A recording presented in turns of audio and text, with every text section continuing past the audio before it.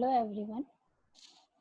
आज हम लोग एक बहुत ही इम्पोर्टेंट टॉपिक के ऊपर बात करेंगे, जो कि है यशपाल कमेटी, जिसको हम यशपाल समिति भी बोलते हैं। और ये 1992 और 93 में ये आई थी।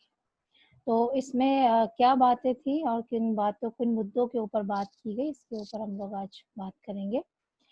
तो भारत सरकार के मानव संसाधन विकास मंत्रालय द्वारा यानी एचआरडी मिनिस्ट्री के द्वारा 1992 को स्कूल छात्रों के शैक्षिक बोझ कम करने के तरीके सुझाने के लिए एक राष्ट्रीय सलाहकार समिति का गठन किया गया था। एक्चुअली देखा ये जा रहा था कि बच्चों के ऊपर बहुत बोझ था और ये देखा जाता था कि जो बच्चों का खुद का इतना वेट नहीं होता था जितना कि बच्चों के स्कूल का बैग होता था, और उनके ऊपर अननेसेसरी बहुत बर्डन होता था स्कूल की तरफ से भी और पेरेंट्स की तरफ से भी। तो इसी को देखते हुए एचआरडी मिनिस्ट्री ने एक बात सोची कि ये बच्चों का किस तरीके से स्कूल छात्रों का जो शैक्षिक बोझ है, एजुकेशनल जो उनके ऊपर बर्डन है, इसको किस तरीके से कम किया जाए, और इसके लिए तरीके सुझाने के लिए राष्ट्रीय सलाहकार समिति का यानी नेशनल लेवल पर एक एडवाइजरी कमेटी का गठन किया। और इस जो कमेटी थी, इसके अध्यक्ष थे प्रोफेसर यशपाल जी थे। तो समिति का जो अध्यक्ष थे, इन्हीं के नाम पर इस राष्ट्रीय सलाहकार समिति को यशपाल समिति के नाम से भी जाना जाता है। तो ये बहुत इम्पोर्टेंट एक कमेटी है बच्चों के लिए, और बच्चों की जो एजुकेशन है इससे संबंधित, और हर कॉम्पिटिटिव एग्जाम में आपको इससे संबंधित कुछ प्रश्न मिल सकते हैं। तो इस समिति ने 15 जुलाई 1993 को अपनी रिपोर्ट प्रस्तुत की। तो ये जो कमेटी थी ये गठित तो कर दी गई थी एचआरडी मिनिस्ट्री के थ्रू 1992 में, लेकिन जो इसकी रिपोर्ट थी, ये रिपोर्ट जो सबमिट की गई वो 15 जुलाई 1993 को सबमिट कर दी गई थी। और जो इस रिपोर्ट का जो टाइटल था, वो टाइटल था एजुकेशन विदाउट बर्डन, यानी शिक्षा बिना बोझ के। तो ये एक टाइटल के अंतर्गत ये जो रिपोर्ट थी ये सबमिट की गई 15 जुलाई 1993 को। तो इसमें क्या जो रिकमेंडेशंस दी गई थी ताकि बच्चों के बोझ को कम कर दिया जाए, तो इसके बारे में थोड़ा सा देखेंगे। और जो इसका जो टाइटल था वो था एजुकेशन विदाउट बर्डन। तो ये बहुत ही महत्वपूर्ण ये एक समिति की रिपोर्ट थी। तो शिक्षा बिना बोझ के, तो बिना बोझ के शिक्षा एजुकेशन विदाउट बर्डन नामक शीर्षक की जो ये रिपोर्ट थी, तो ये बहुत इम्पोर्टेंट थी। और इसमें देख लेते हैं कि क्या रिकमेंडेशंस थी प्रोफेसर यशपाल जी की। तो इसमें देखिए, तो पाठ्यक्रम निर्माण तथा पाठ्य पुस्तकों को तैयार करने की प्रक्रिया विकेंद्रीकृत होनी चाहिए ताकि कार्यों में शिक्षकों की सहभागिता में वृद्धि हो सके। तो पहला पॉइंट ये कह रहा है कि आप जो बुक्स का निर्माण जो करते हैं वो सेंट्रलाइज नहीं होना चाहिए, कोई एक ही जन उसको ना करे, बल्कि वो डिसेंट्रलाइज्ड हो जाए। जैसे भारत तो बहुत ही विविधताओं वाला देश है, तो इसको जो है हमारे साउथ में अलग कल्चर है, नॉर्थ में अलग कल्चर है, ईस्ट में अलग है, वेस्ट में अलग है, नॉर्थ ईस्ट अलग है।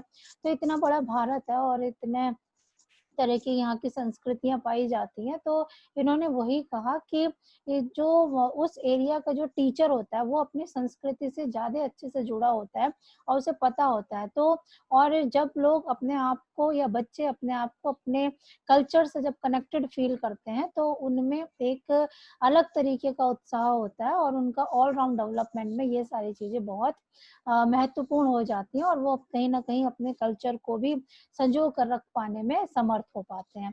तो इसीलिए उन्होंने ये कहा कि जो पाठ्यक्रम निर्माण है या जो पाठ्य पुस्तकों का जो तैयार करने की जो प्रक्रिया है, इन दोनों में ही जो है वो सेंट्रलाइजेशन होना चाहिए और डिसेंट्रलाइज्ड होना चाहिए। और जो है जो लोकल वहाँ के जो शिक्षक हैं या जो वहाँ के एकेडमिशियंस हैं, वो इसके अंदर सहभागिता निभाने पाए।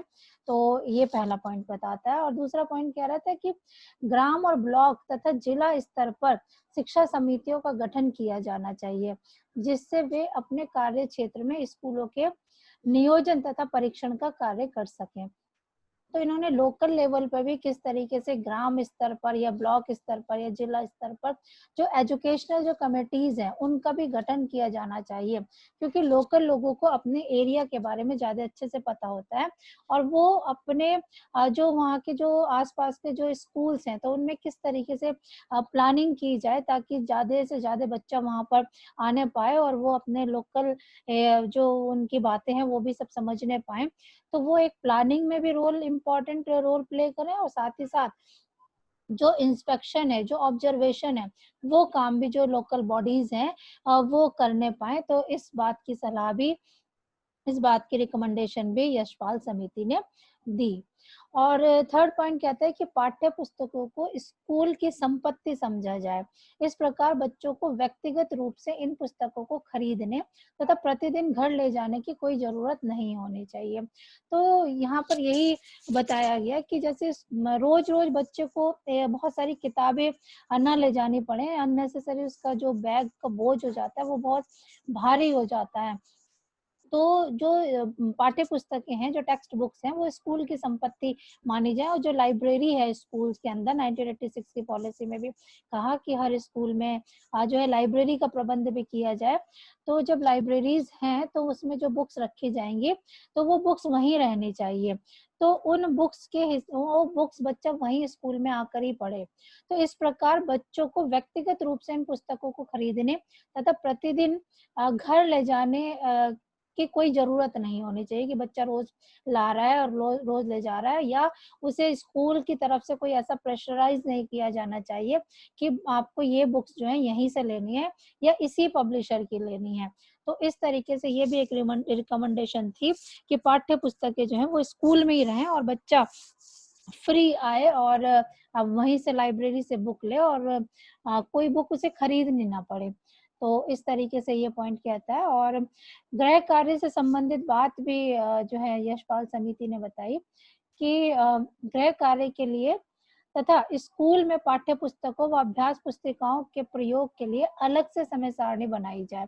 यानी जो गृह कार्य है, वैसे तो इन्होंने कहा कि गृह कार्य बहुत ही या तो दिया ही ना जाए या दिया भी जाए तो बच्चे के अकॉर्डिंग दिया जाए और उसको ऊपर इतना हार्ड एंड फास्ट रूल ना लगाया जाए।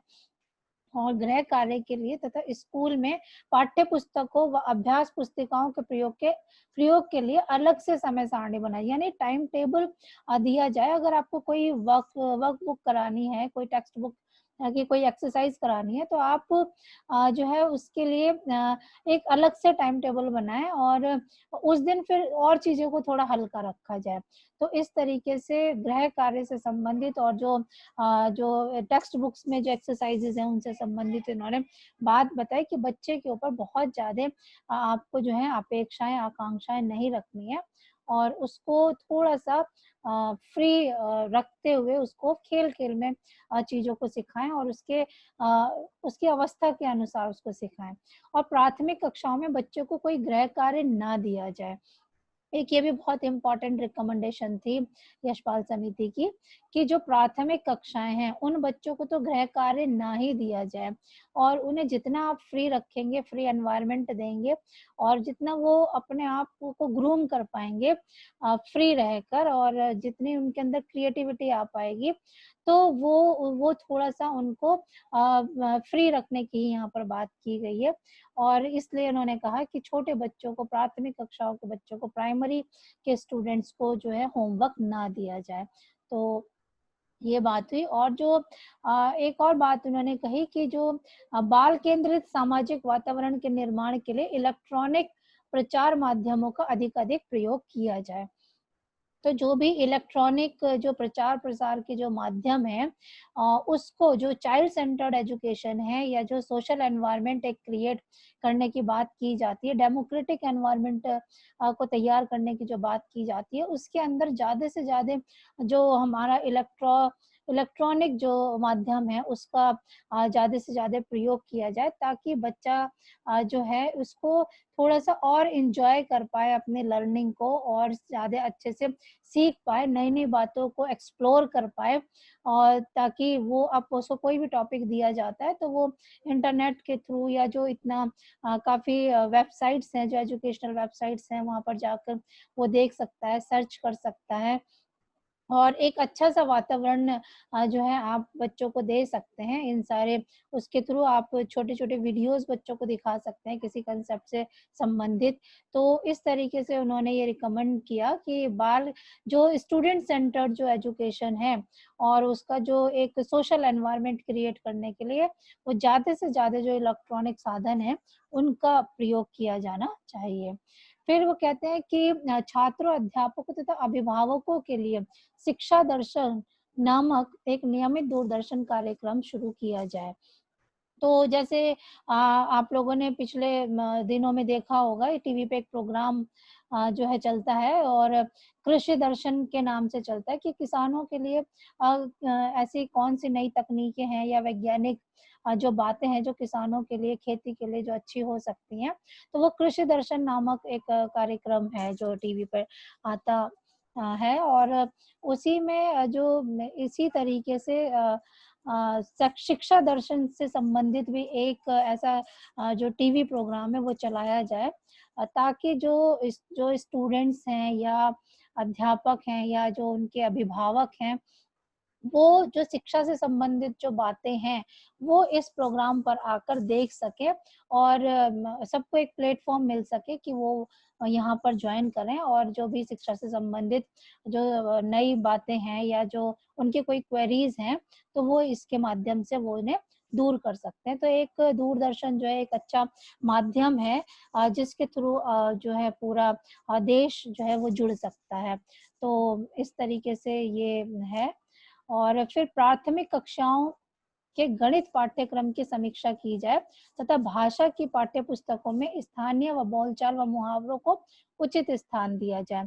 तो जो प्राथमिक कक्षाएं हैं, उनमें क्या गणित का जो कार्यक्रम है, जो आपका मैथ्स का जो पाठ्यक्रम है, जो करिकुलम है, उसको एक बार फिर से उसकी समीक्षा की जाए, और उसको जो है चाइल्ड सेंटर्ड बनाया जाए, या उसको थोड़ा रेशनल किया जाए, इंटरेस्टिंग बनाया जाए, और जो भाषा की पाठ्य पुस्तकें हैं, जो लैंग्वेज की जो बुक्स हैं, उसमें स्थानीय जो बोलचाल की भाषाएँ हैं, उन जो भाषा है, उससे संबंधित जो मुहावरे हैं, उनको उचित स्थान दिया जाना चाहिए। तो इसीलिए उन्होंने स्टार्टिंग के पॉइंट में कहा कि जो लोकल टीचर्स हैं, उनको महत्व दिया जाना चाहिए, ताकि वो करिकुलम डिज़ाइन करने में हेल्प करें, या जो वो पाठ्य पुस्तकें हैं, जो टेक्स्ट बुक्स हैं, उनको लिखने में भी सहायता करें। तो जब बच्चा अपने आप को अपनी भाषा में, या जो अपने लोकल डायलेक्ट को जब अपने पुस्तकों में देखता है, अपनी बुक्स के अंदर देखता है, तो वो अपने आप को और कनेक्टेड फ़ील करता है, और उसे वो चीज़ें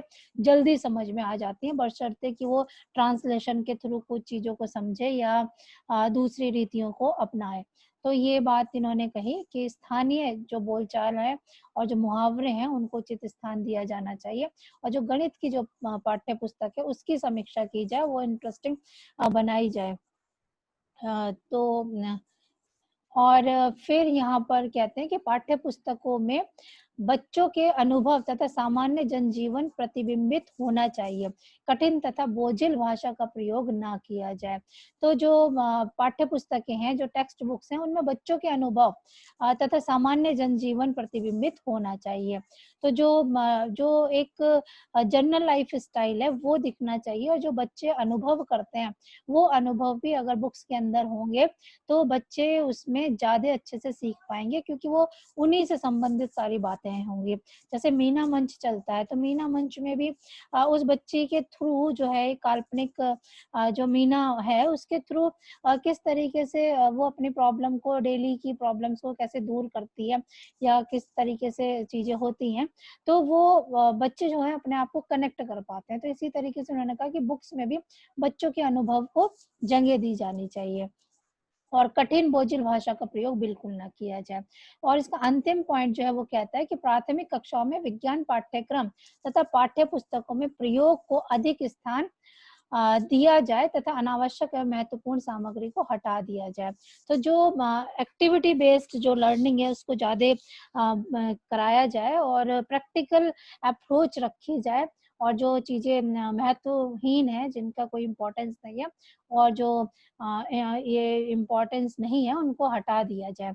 तो ये सारी बातें जो हैं यशपाल समिति की रिकमेंडेशंस थी, जो उन्होंने इतनी बातों को अगर हम ध्यान देंगे तो निश्चय ही बच्चों के ऊपर बहुत ज़्यादा बर्डन नहीं पड़ेगा और बच्चा खेल-खेल में एक उत्साह के साथ, एक मनोरंजन के साथ जो है वो जीवन में जो उपयोगी ज्ञान है वो उसको ले पाएगा। तो शिक्षा से तो यहाँ पर हमने देखा कि यशपाल समिति के द्वारा दी गई जो रिकमेंडेशंस हैं वो स्पष्ट करती हैं कि समिति ने शिक्षा व्यवस्था से जुड़े कुछ बुनियादी मुद्दों पर चिंतन करके इस दिशा में नई दृष्टि प्रदान की थी। तो हमें इन बातों का ध्यान रखना चाहिए जब भी हम बच्चों के साथ डील करें, बच्चों को पढ़ाएं। तो आई होप आप लोगों को ये टॉपिक समझ में आया होगा। तो सुनने के लिए बहुत बहुत धन्यवाद। Thank you so much.